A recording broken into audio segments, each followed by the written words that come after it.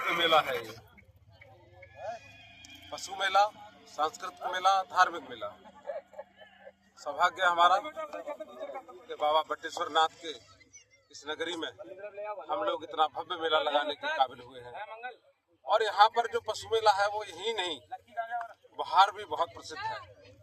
कुछ दिनों तक लंपी वायरस के कारण, कोरोना के कारण यह मेला थोड़ा सा कम लग पाया, लेकिन इस साल जिस उत्साह से यहाँ पर पशु पालक, घोड़ा पालक, ऊंट पालक और अन्य पशु लोग लेकर के आए हैं, उसको देख करके लगता है कि इस मेले का वैभव फिर दोबारा उसी तरह से बैठेगा जैसे कि पुराने जमाने में रहा करता था।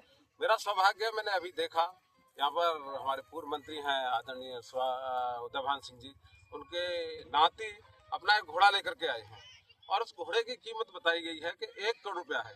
आजकल तो डिफेंडर आती है, मुझे लगता है कि 1 करोड़ से ऊपर या फिर और कोई गाड़ी आती होगी, लेकिन मैं विश्वास के साथ कहता हूँ कि यह जानवर, अब तो पता ही होगा कि सारी की सारी गाड़ियों में जो भी लगाया जाता है वो हॉर्स पावर के नाम से होता है। आप लोगों को पता है कि नहीं पता ये बात? तो ये हॉर्स पावर है जो हमें बताती है कि इंसान और घोड़े का रिश्ता तो बहुत पुराना है, आज से नहीं सदियों से पुराना है।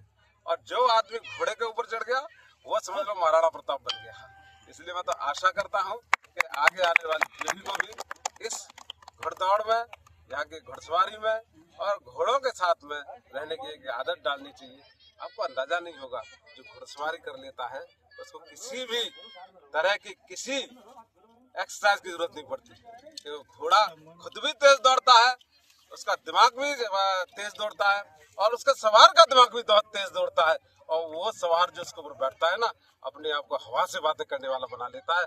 मैं तो आशा करता हूँ कि शशांक यहाँ पर है कि ये यहाँ पर फिर से दोबारा इस घोड़ों के बाजार को जो बढ़ा रहा है उसके लिए मैं इनको बहुत बहुत धन्यवाद देता हूँ। और मैं आशा करता हूँ कि 1 करोड़ में नहीं, ये 1.25 करोड़ में बिके। मुझे तो बताया गया कि इसकी रोजाना की खुराक ही 2,000 रुपए की बैठती है।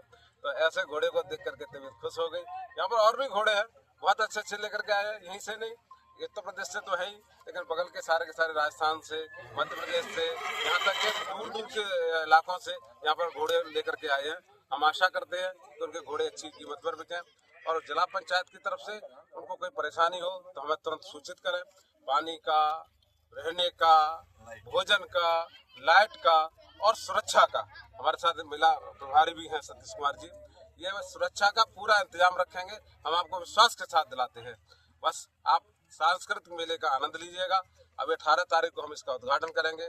आदरणीय पर्यटन मंत्री श्री जयवीर सिंह जी इसका उद्घाटन करेंगे और समापन इस मेले का हमारे राष्ट्रीय महामंत्री श्री अरुण सिंह जी करेंगे।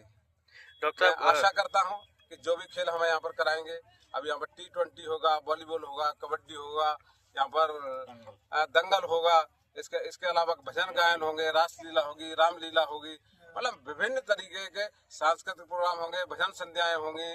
इतना अच्छा हम कोशिश करेंगे जिससे कि आप लोगों को भी लगे कि यहीं पर नहीं, आगरा ही में नहीं, उत्तर प्रदेश में ही नहीं, भारत में ही नहीं और विश्व पटल पर इस मेले का नाम हो जाए।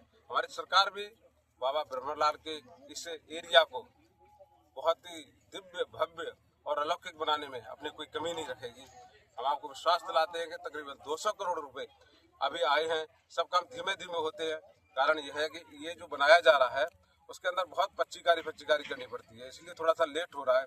लेकिन एक दिन मैं आपको विश्वास के साथ बताना चाहता हूँ कि बाबा बटेश्वर नाथ का ये भव्य मंदिर और इसके आसपास का एरिया ऐसा बन जाएगा जैसा कि काशी का विश्वनाथ मंदिर है, महाकाल मंदिर है, बद्रीनाथ मंदिर है और केदारनाथ मंदिर है।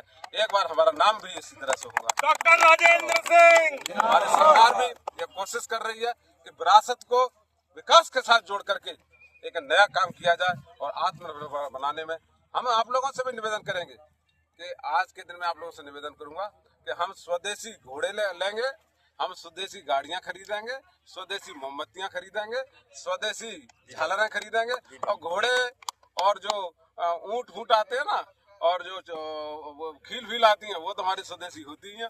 कोशिश करें एक भी पैसा भारत का बाहर ना जाए। तभी आत्मनिर्भर भारत बनाने में और स्वदेशी को अपनाने में हम लोग सक्षम होंगे। आप लोगों को मेले की बहुत बहुत शुभकामनाएं। 18 तारीख को आप लोगों का ये उद्घाटन होगा। डॉक्टर मैं साहब, आशा करता हूं कि आप लोग इसमें पूरी तरह से भाग लेंगे, क्योंकि ये स्थानीय मेला आप लोगों का मेला है। हम लोग इसको अच्छी तरह से लगाने की कोशिश करेंगे। आप लोगों को बहुत बहुत आभार, धन्यवाद। आप सबको। डॉक्टर साहब, एक सवाल और। कुछ व्यापारी हैं वो ये कह रहे हैं कि यहाँ अड्डी शुल्क लग रहा है पशु उतारने के लिए। क्या निकला? अड्डी शुल्क। पशु उतारते हैं तो पैसे लगते हैं, इसका क्या हो? मैं साहब से पूछो, मुझे ज्यादा इसके बारे में आइडिया नहीं है। लगता है? लगते हैं, खुद भी हमारी बनी हुई है। अच्छा, उसके असर लगता है। तो वो ये कह रहे हैं कि रसीद नहीं मिलती है इसकी, अड्डी शुल्क की। जान कोई रसीद नहीं होती।